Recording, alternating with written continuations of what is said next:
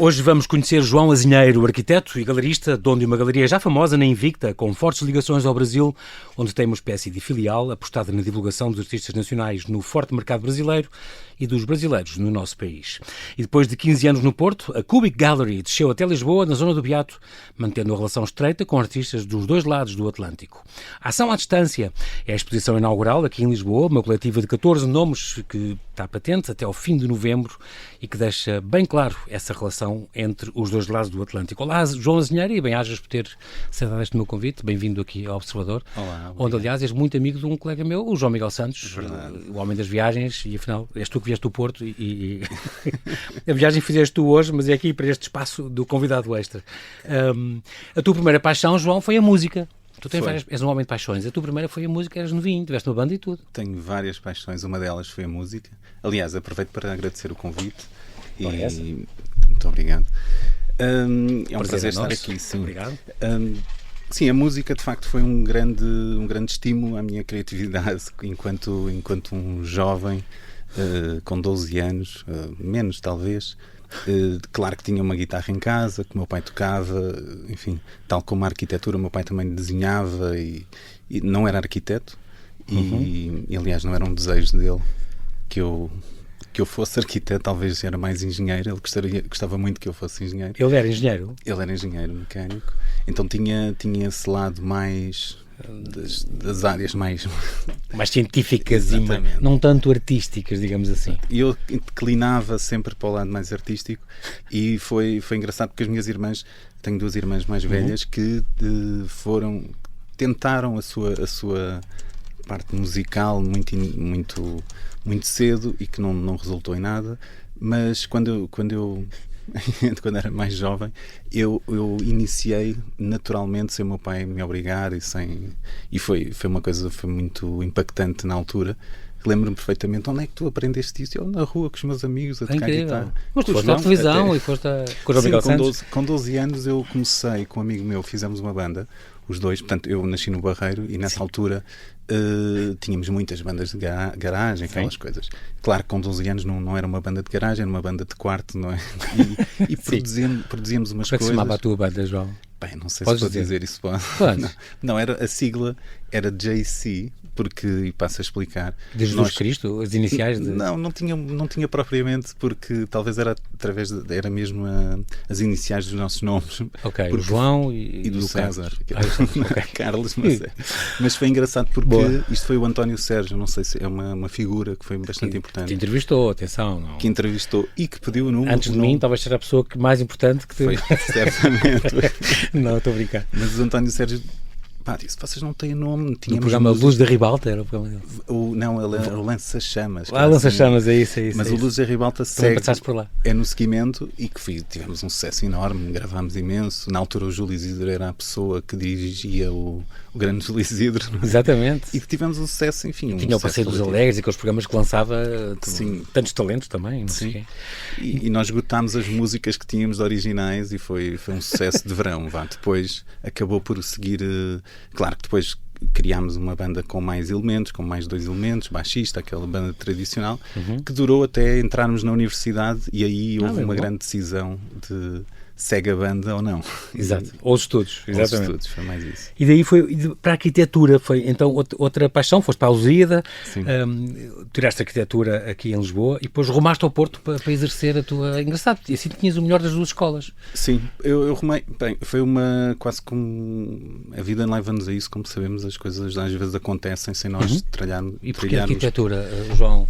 Não, arquitetura, eu sempre tive um fascínio por arquitetura, aliás, eu acho que já vem de infância, construção. Eu tenho desenhos antigos com 7 anos que são construções de túneis, coisas assim surreais. Minha mãe guarda ainda religiosamente. Isso é bom. Um dia vai desenhar. Sim, certamente. Faz uma exposição nas tuas galerias, já tens 3. Eu não faço por uma razão. Anónima. Anónima podia ser, um heterónimo. Pseudónimo, exatamente. Mas sabe que eu tenho uma coisa, que eu com 7 anos ganhei um prémio de desenho. 7 não, 8 anos. Boa.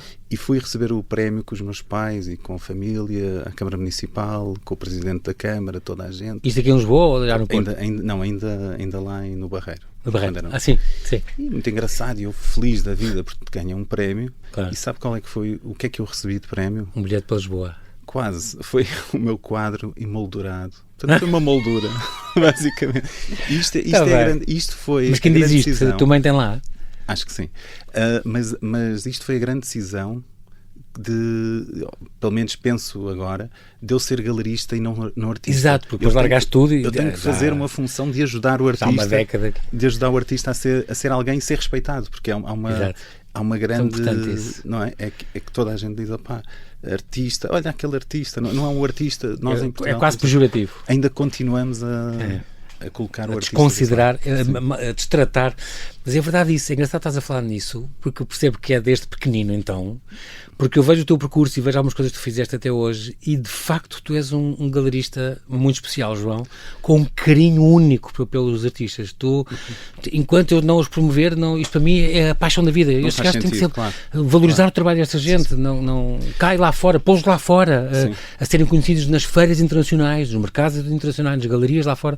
Sempre lutaste muito por isso. E depois, lá de fora, também, cá. Pronto. Sim, eu acho que é muito giro isso, tens esse cuidado. Claro. Eu acho és um cuidador de artistas, quase. Totalmente, porque nós temos essa experiência. Eu acho que os galeristas, não sou eu, mas os meus colegas galeristas, e com todo o respeito de todos os que fazem este trabalho quase de formiga, não é? Que é invisível, todos nós fazemos esse trabalho diário e às vezes não é tão respeitado ou não é visível pelo público, não é? É essencial, eu digo isto com uma grande certeza e com 15 anos de experiência vejo que o mundo das artes, o galerista ainda é uma peça fundamental e que foi evoluindo e foi se ajustando aos novos tempos. Hoje em dia temos todo o tipo de galerias, umas com mais pujança financeira, outras com menos, mas cada uma a seu jeito vai fazendo o que consegue, não é? Como intermediário entre o público e os colecionadores e tu fazes essa ligação muito bem feita, tu és muito cuidadoso com isso. Sim, eu acho que essa experiência na arquitetura que me levou ao Porto que estávamos a falar há pouco, fez-me na gestão porque eu estava do lado de gerir mais ateliê, não é? De gestão de ateliê, gestão de obras, gestão de relações. Estavas no teu próprio ateliê, num próprio, tu tinhas projetos e ias fazendo coisas também, não é? Também tive 4 e depois começaste a coexistir com a parte das galerias e das artes. Sim, eu fui para o Porto, repara, fui muito sem grande... Primeiro, não tinha muita gente no Porto, muitos amigos, não é? Porque tinha alguns amigos da área da arquitetura, mas não tinha relações de infância, por exemplo. Então, quando cheguei sozinho no Porto, com 24, 25 anos, comecei a ter as minhas relações e a tentar criar. Eu lembro perfeitamente que uma rede de contactos. A primeira exposição que participei foi no Clube Literário do Porto, em que fiz uma exposição que era o sítio onde eu frequentava quando saía do trabalho, ia para o Clube Literário, que já não existe, ia ler. Eles tinham um espaço na cave toda preta, assim, meti-me, sei que fiz com uma artista uma exposição. Eu não sou curador, mas ajudei essa artista a fazer uma exposição. E foi gratificante para mim, porque aquilo resultou, chamei os meus amigos e tal. Nunca pensei em ser galerista. Não tinha essa pretensão. Estava no teu futuro, nos teus planos. Não. Até que já há 10 anos dedicas-te exclusivamente a esta função de galerista. Sim, pronto, depois essa passagem foi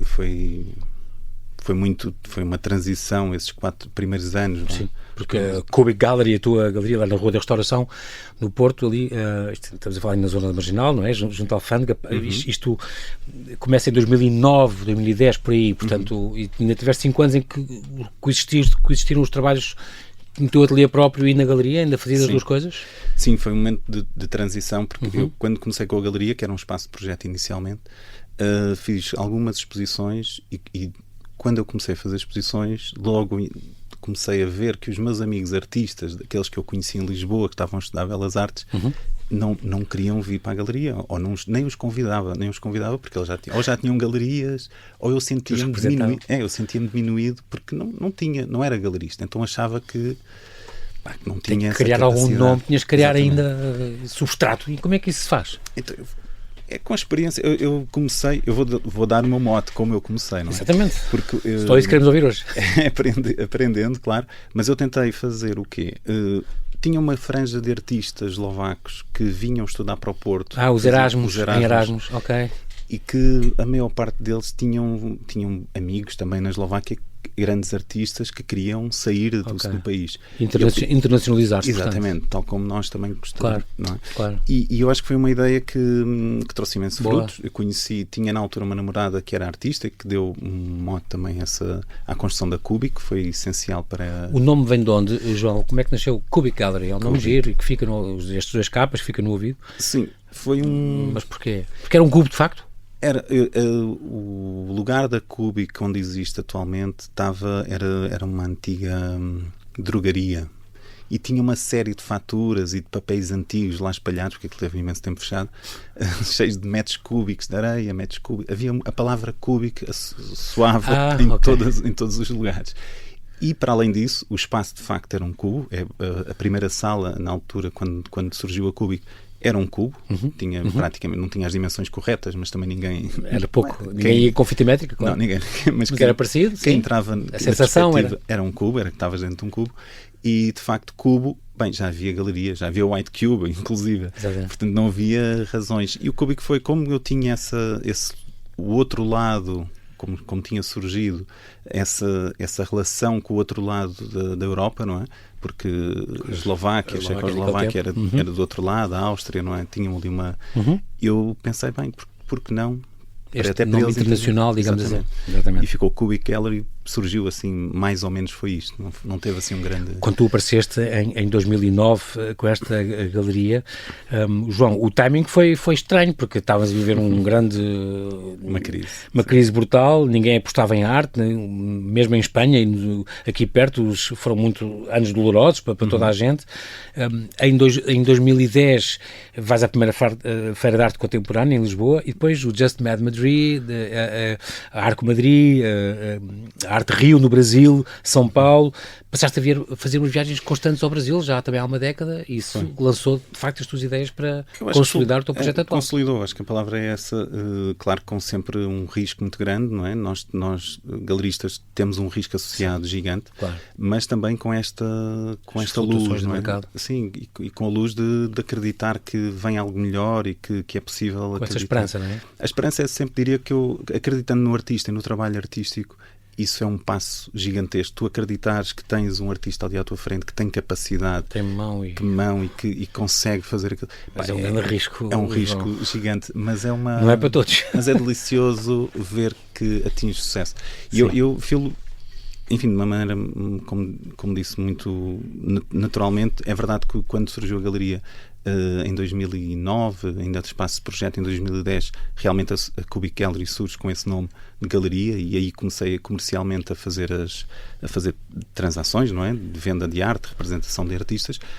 Foi importantíssimo o Mário Teixeira da Silva, que é uma pessoa que eu gostaria de frisar e que foi muito... Homenagear aqui. Homenagear, claro, que já não está presente, não é? Mas ele foi, de facto, quando acabou a galeria, ele fechou no Porto, onde iniciou, o Mário, da Model, e eu liguei, foi a primeira pessoa que liguei e disse: Mário, vou abrir a galeria no Porto. E ele: João, tu és maluco? Eu acabei de fechar a galeria, por essa razão é que eu vou abrir, porque falta-nos aqui alguma coisa que tenha essa vida. Que o Mário era uma pessoa que, para quem eu conheço, era uma pessoa muito especial, trazia algo novo sempre. Todos os artistas dele são artistas que estão hoje, enfim, muito conhecidos, passaram pelo Mário, era uma personagem importante, tal como também o Pedro Oliveira, que é meu colega de bairro, que também foi sempre um amigo. Eu, hoje em dia, considero um amigo importantíssimo das artes. Ele é um senhor, uma pessoa que também, quem o conhece e sabe, é uma pessoa muito especial na minha vida, e deu-me todas enfim, não há curso de galerista, não é? Então deu-me empiricamente, não sei se é a palavra sim, correta, com a experiência, com a prática, né? Exato, foi vê-los aos dois e a outros, enfim, a outros. Tu fazes lembrar o Carvalho com o In So Far, que também não é muito longe do teu espaço aqui, ali em Marvila, também é a mesma coisa, abriu em plena pandemia e com toda a gente a fechar galerias e sem poder vender, não sei saber se iam ficar um ano ou 2 ou 3, e ele a abrir a galeria, e eu também o convidei para falar disso. Como é que faz abrir uma galeria e agora em outubro do ano está tudo fechado, as pessoas não vão sequer, quem é que vai à tua inauguração? Tu? E mais quem? E ele, não, mas há alturas em que a pessoa sabe que tem que apostar e não pode, a arte não vai morrer, não pode morrer por causa disto, a gente tem que mostrar que existe. Vamos agora virar um bocadinho para online, não sei o quê, quer dizer, enquanto isto está assim, e de facto assim foi, e vingou. Pronto, sim, e vai também nasceste numa altura também difícil. Sim, total. Assim, nos anos, nasci. Até que depois, e nestes anos todos, mais de 40 exposições nos seus 14 anos que vocês têm, tem esta coisa engraçada do cubículo, também com capa, que é engraçado, com 2 capas também. O cubículo que é uma montra anexa, digamos assim, não é? Como tu dizes. A montra já tem quase 10 anos, é impressionante, e já passaram muitos artistas. Acho uma ideia ótima o cubículo. É que é uma galeria 24 horas, não é? É uma vitrine, no fundo, que não é uma coisa nova, já existe lá fora, enfim, mas que tem-se vindo a diluir. Aqui no Porto, o que tem acontecido tem sido, sei lá, já passou a Fernanda Fragateiro, o Emanuel Nassar, o Arthur Lester, que nós representamos, também já fez, e vários outros artistas mais novos. Eu tento conciliar sempre o que está na programação da Cubic com os emergentes, com outro artista.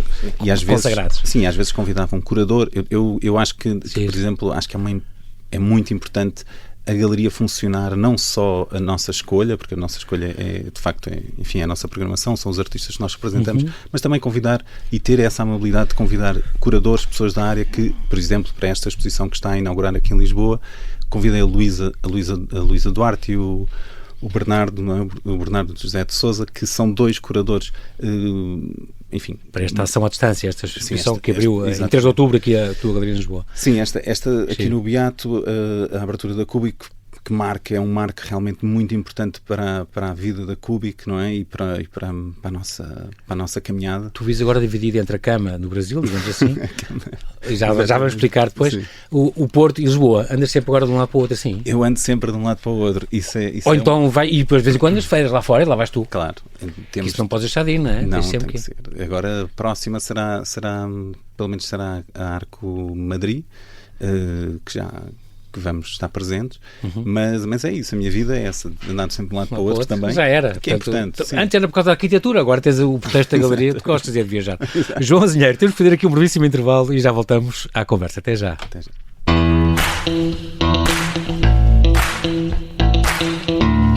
Estamos a conversar com João Azinheiro, arquiteto e galerista, fundador e diretor criativo da Cubic Gallery, uma galeria portuense que, depois de abrir uma delegação em São Paulo, acaba também por inaugurar um espaço aqui em Lisboa, no hub criativo em que se está a tornar o Beato. Ação à distância, uma coletiva de 14 nomes, é a exposição inaugural que pode ver até ao fim de novembro.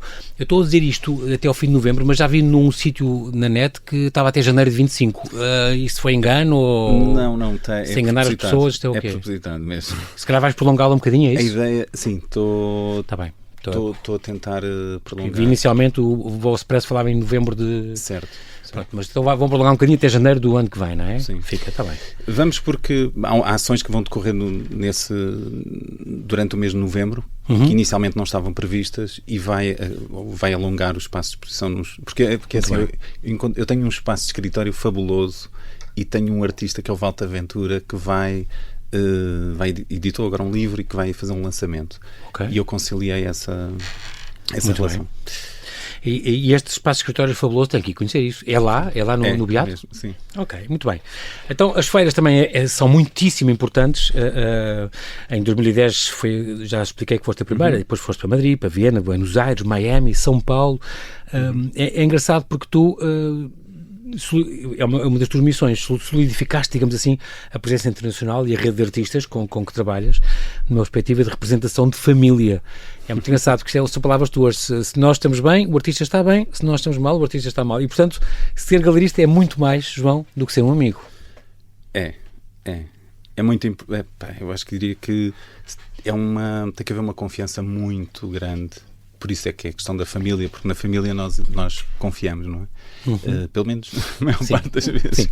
Não seja disfuncional. Sim. Exatamente. Mas Enfim. Mas tu és muito cuidadoso, tu foste à Itália levar quadros. Não eu acho que disto, do Hernani Reis Batista, artista, havia uma dona, a Patrícia Sandretto, portanto tem uma colecionadora, tem uma Fundação Sandretto em Turim, e tu queria um quadro dele, já não estava disponível, e tu pegaste em quadros dele e foste à Itália mostrar-lhe para vender, para projetar aquele artista. É extraordinário. Foi uma história incrível. Como prova do teu carinho. Sim, eu fiz uma feira em Santander.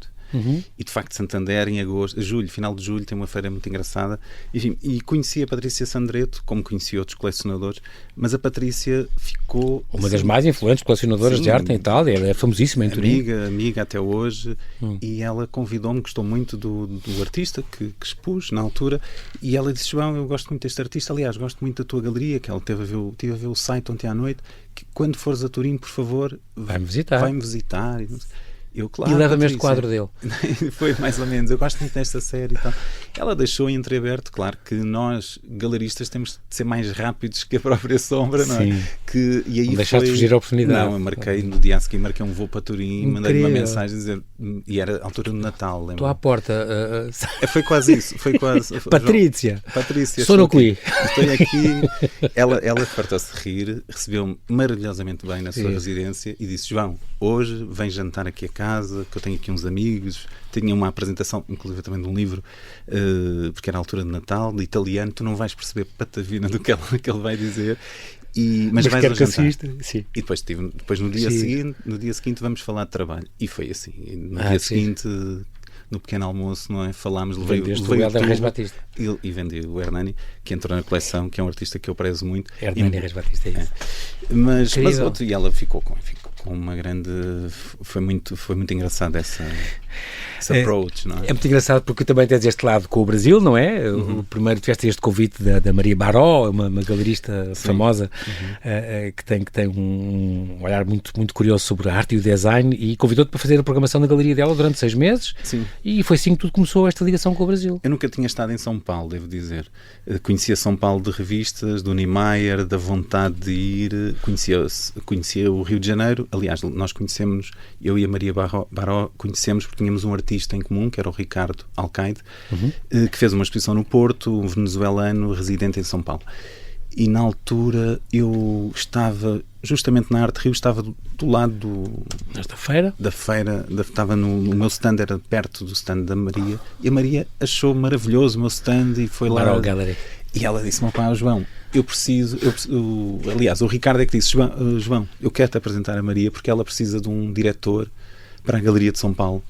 E eu acho que tu és a pessoa maravilhosa. Acho que tu para as oportunidades que caem no colo. É louco. Não, foi muito louco porque na altura eu tinha. A arquitetura não estava tão bem, mas tinha um seguro, não é? Ainda estavas nas duas coisas. Estava. Foi coexistiam a arquitetura e a galeria. Eu acho que foi importantíssimo esse clique.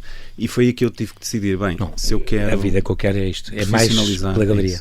E fui na tentativa de aprender, fui na tentativa de ganhar um bocadinho mais mundo, não é?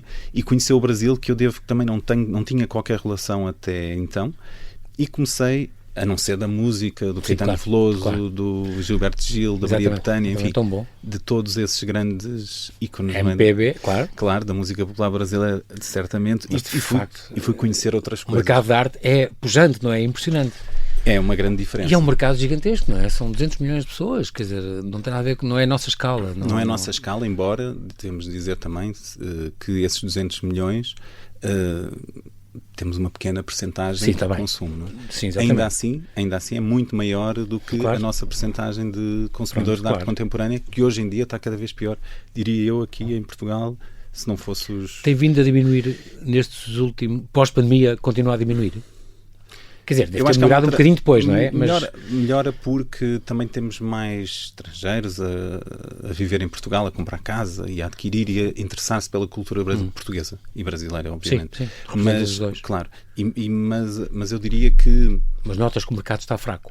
Em comparativamente ao que os meus colegas galeristas diziam enfim, dos anos 90, dos anos 2000. Há 10 anos, 20. Sim. E tu vês isso em casa porque, por exemplo, eu tenho colecionadores que os pais eram grandes colecionadores, têm coleções incríveis, e os filhos não têm essa apetência. Sim.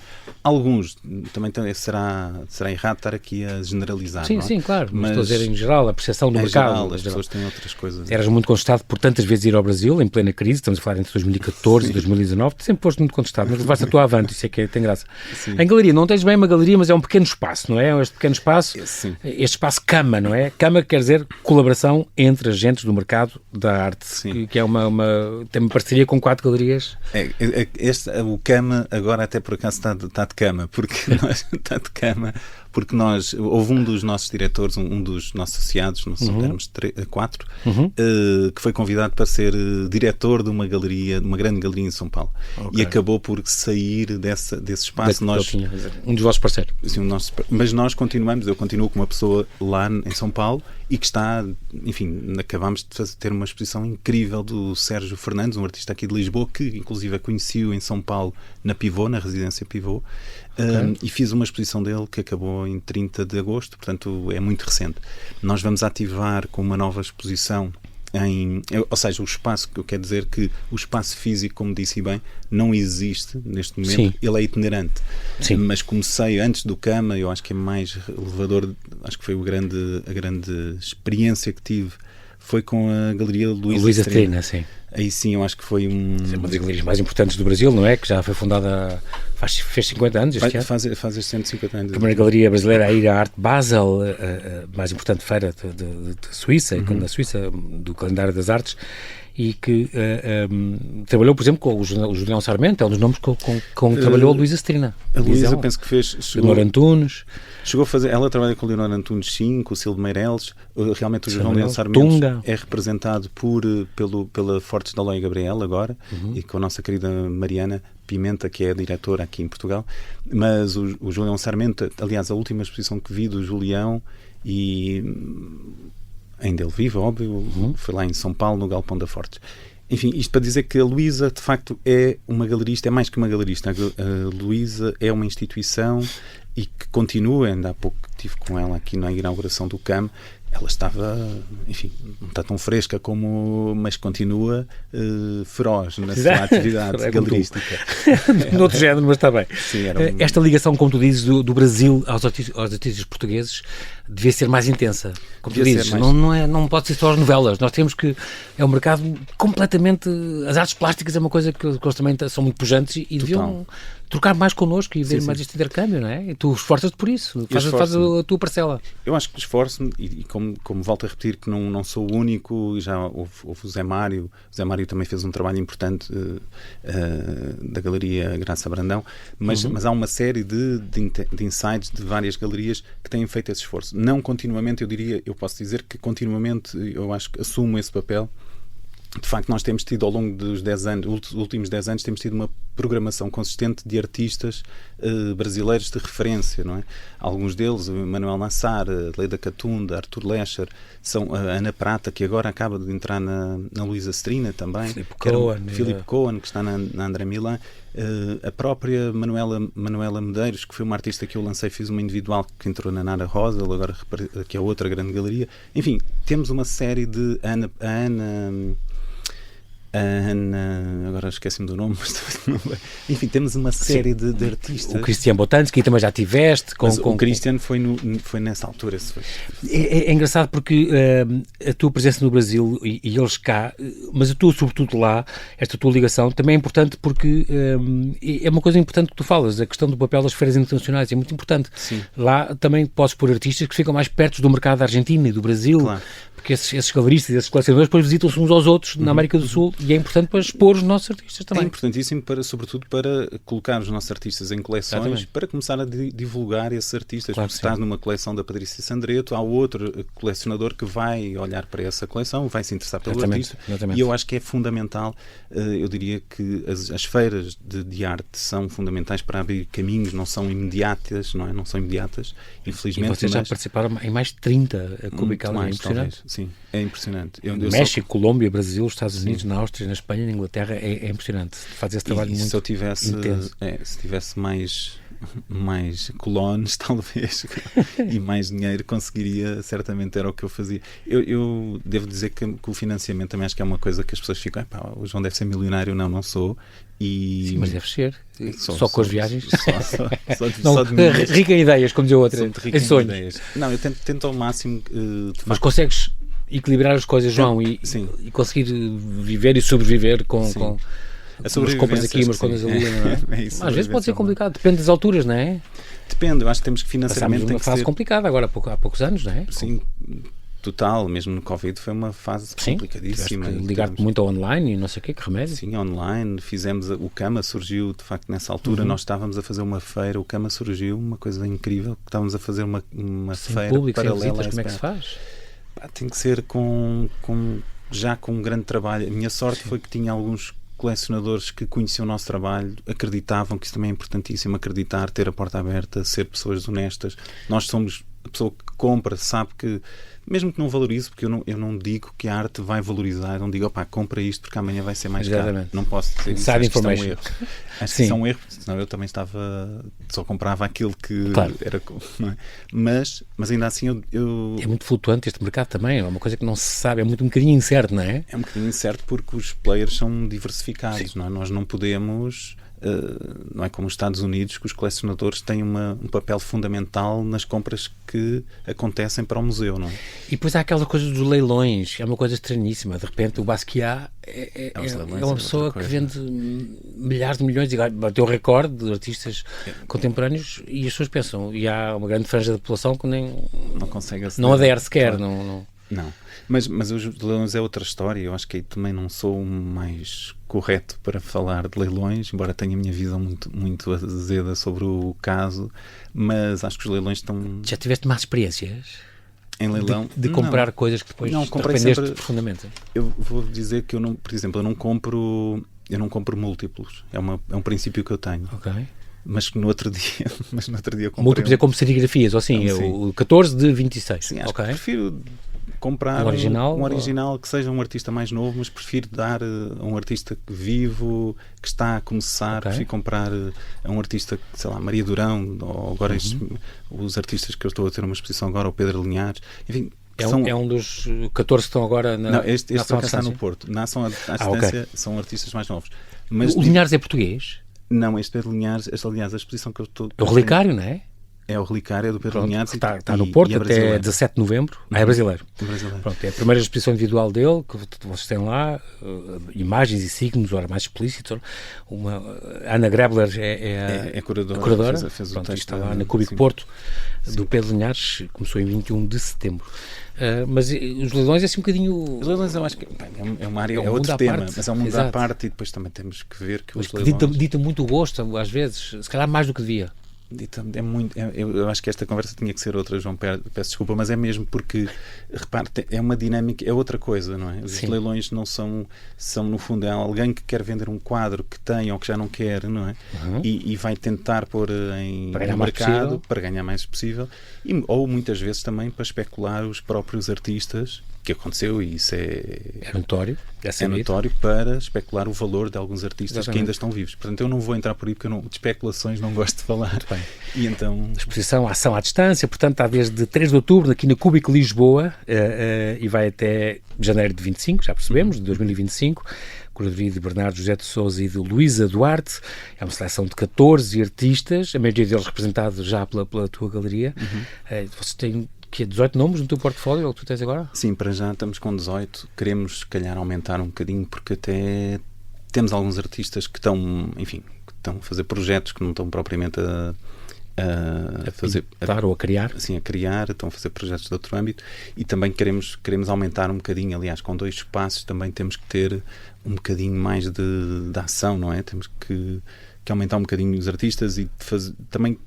Quero aumentar, mas quero aumentar com um princípio, com calma, até para não deixar de ter essa questão de família, não é? Exatamente. Ou seja, tem que ser próximos. Então eu não posso também ter 30 ou 40 artistas, não faz sentido. É como ter 18 filhos, não ligas em nenhum. Não vale a pena. Exatamente. É muito engraçado. Agora estava a pensar, tu és uma pessoa muito pausada a falar e muito calma, parece que faz as coisas todas com muita... Há coisas que te tiram do sério, João? Muitas. Mas tu és no cima... Muitas não, muito poucas. Bem pareceu. Mas tu no cima és velejador, que é muito engraçado. Tu então, orgulhas-te de conhecer a nossa costa toda, porque tu fizeste há 2 anos um percurso pela costa toda portuguesa. Toda. Mas quer dizer o quê? 2000 e tal quilómetros? É um bocadinho de 100 milhas. Acho que é. Em milhas, pronto, então é menos. 1970 milhas. Mas foi de facto essa experiência. Eu tinha desde criança tinha essa vontade e talvez porque... De fazer vela? De chegar até Vila Real de Santo António, onde o meu avô foi capitão, foi da Marinha, que eu nunca conheci. Portanto, eu tenho uma costela da família que é ali da zona de Castro Marinho. Pelas fotos. Também, isso é terra templária, também, isso é Guadiana para cima. Exatamente. Então, eu chegar a Vila Real de Santo António do Barco, para mim foi uma coisa... Reviveste 100 anos depois um sonho de família. Foi complementar uma coisa que eu tinha, foi uma emoção muito grande. E partiste de onde? Do Barreiro? Não, eu parti do Porto, não é? Foi de Leixões. Eu fiz toda a costa e depois no ano seguinte fiz a subida até Espanha, até a Baiona, e onde fiquei uma semana de barco. Aí levei um advogado a bordo, não é? Eram só os dois, não era? A tripulação total. E para baixo vim com a minha advogado mulher. a bordo porque é teu amigo ou foi por causa não fosse alguma complicação na fronteira? Foi mais por isso, pelo velejar não sabia nada dela. Assim, estes passeios grandes que tu dás, qual foi assim um momento mais difícil ou a coisa mais estranha que te aconteceu? Tempestades? No mar? Tubarões? Orcas? Não, as orcas realmente foi se calhar um momento mais tenso. Apanhaste algumas que se cruzaram com vocês? Apanhei, sabia que estavam ao largo da costa, não em que zona? Foi quase ao pé de Sines, ali entre Sesimbra até Sines, percurso. Eu tentei chegar mais perto da costa possível, porque sabia que havia referências, enfim, havia amigos no WhatsApp. E tinhas descrições cruzadas e confusas? Naquela altura nós desde ataques, aproximações só e acabou? Há 2 anos atrás estávamos a falar numa altura muito inicial dos primeiros ataques das orcas, não havia assim muito... Tenho grandes convidados que falam em ataques, é uma treta, as orcas não fazem mal nenhum. Não fazem, mas é uma tensão para quem está a bordo, levar umas pancadas no leme, derrubar o leme e tu ficas um bocado à deriva, portanto, o que dizem é que se estiveres muito próximo da costa, ou seja, uma milha, menos talvez, que às vezes também não há condições para o fazer, a coisa, elas não atacam muito perto da costa.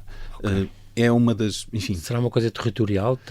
Acho que é o que dizem, o que li é uma brincadeira, houve alguma que passou de umas para as outras, que é o leme, parece uma não é, o leme do barco parece uma, como é que se chama, um mola-mola? Um peixe-lua? Não, sim, uma foca? Parece uma foca, parece alguma coisa para elas brincarem e tentam criar ali alguma brincadeira, enfim. E aquilo passou de umas para as outras. Bem, eu não sou mais específico, mas eu sei que eu não gostava de evitar ao máximo. Já tenho relatos de amigos meus que sofreram danos irreparáveis, não é? E tiveram que sair do barco, sim. Aqui até perto de Sesimbra, uma viagem de fim de semana, aquelas coisas... O que dizes sempre num barco é que pode ser assim a viagem mais fantástica da tua vida ou pode ser o terror, não é? Um desastre, desastre completo, porque... Algum momento que te lembres dessa travessia que tivesses... Eu tenho uma imagem muito engraçada a passar o Cabo de Sagres, não é? Ok. E eu estava... São Vicente, São Vicente, mesmo o último ali. Sim, na esquina. Zona, estava, sei lá, final de tarde, já com o sol a pôr. Cheguei a Lagos às 10 horas, foi muito... O meu barco também não é muito grande. Não, eu, por acaso, já o vendi, mas... Para já... Agora não tens nenhum? Agora não tenho, estou muito... Nem quero falar muito sobre isso. Mas eu lembro que... A minha mulher estava em baixo e ela cada vez que vinha acima dizia, olha pá, parece que estou num... Ela olhava e via uma onda por trás, não é? Porque as ondas eram maiores que eu, portanto ela, a perspectiva também era um bocadinho... E ela dizia, João, parece que estou num jogo 3D, sei lá, parece aquelas coisas. Meu Deus. E ela assustava-se, ia para baixo, tomava mais um comprimento para o enjoo. Um vomidrinho. E eu estava ali feliz da vida, a adorar aquele balanço, aquela, enfim, tensão incrível. Incrível. É ótimo acabar neste tom de evasão, porque de facto a arte para ti também é um bocadinho isso e é um bocadinho a tua vida toda, esta parte das galerias. João Azinheiro, quero agradecer muito a tua disponibilidade em vir aqui. Uma conversa muito tranquila e muito bonita com esta tua apetência, que é uma coisa que eu tiro muito de ti. Este homem tem estes artistas são todos filhos dele. Gostava. Tenho a ideia que são teus filhos, que tu cuidas deles com muito carinho, e é muito engraçado. Assim que nos ouve, então, eu deixo esta sugestão para ver esta exposição Ação à Distância, uma coletiva na Cubic Gallery nova aqui em Lisboa, aberta este mês de outubro, no mês de outubro, logo no princípio do mês, na calçada Dom Gastão número 4, a porta 45, ali ao Beato, que se está a transformar tal como Marvila, um web criativo muito, muito importante. Terça a sábado, das 3 às 7, se não me engano. Exatamente. É o vosso horário. Das 2 às 7. Das 2 às 7, então, já sabe, aqui à tarde, depois do almoço, vale a pena dar este pulo à Cubic Gallery do João Azinheiro. Bem-ajas pela tua disponibilidade, João, muito obrigado, e João. até à próxima. Muito obrigado. Obrigado.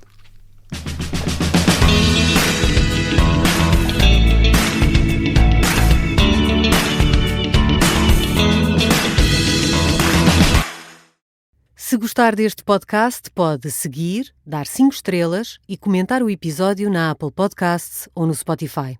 Pode também subscrever e gostar no YouTube. Assim recebe uma notificação sempre que houver um novo episódio.